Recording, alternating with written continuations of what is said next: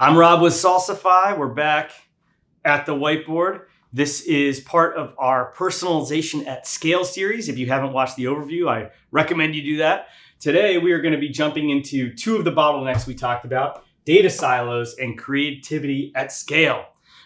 These are two of the things that we need as an industry to work through in order to drive really, truly personalized shopping experiences on the digital shelf.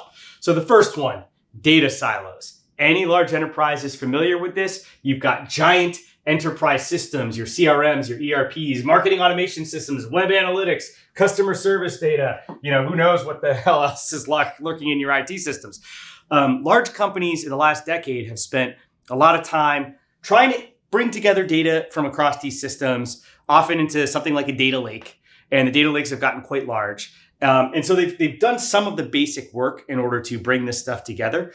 I will say, though, the information in the data lake, it's used for reporting. It's used for talking about what has happened yesterday. And that's incredibly valuable. It's often not actioned, and it's certainly not predictively actioned in real time. So you get information all in the data lake, but people are often struggling to get it out to a system that can use it to change the experiences of shopping. So here, I think the major bottleneck is action based on the integrated data in a lot of cases. In some cases, you still haven't integrated this data, and that's the big project. I predict on a go-forward basis, especially if you include things like from the web analytics, every single click that your shoppers have clicked on your site, that you're bringing it into the data lake in order to predict what they might be shopping for next. The amount of data that's going to go into these data lakes is going to explode as folks are looking at this. The next silo is creative at scale. This is the images, the text, the product title, how you describe it, all of this stuff.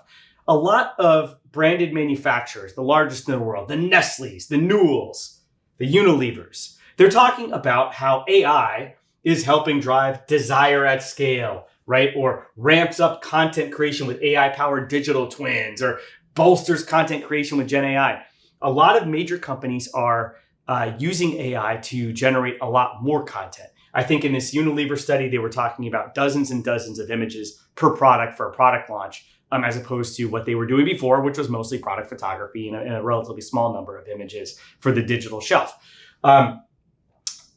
If you're talking about personalized product imagery, you're not just talking about necessarily dozens of images. You're talking about, thousands of images that are tailored to lots of different micro demographics.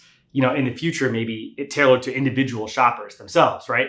And so this personalization we're just starting down this road. Companies are just starting to get used to generating a lot more volume of content than they used to. It's not yet personalized. I think getting to the personalized level is going to produce a volume that's going to challenge storage systems. And critically, it's not yet expressed through the supply chain.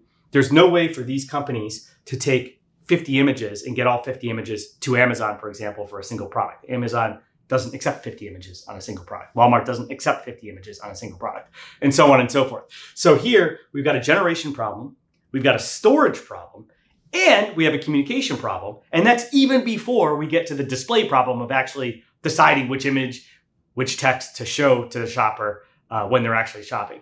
So I think that the data silo issue that we talked about today is significant, but in the last decade, companies have been making progress on it. And I think the creative issue is even more of an impediment, and it's going to take longer to work out. Thank you.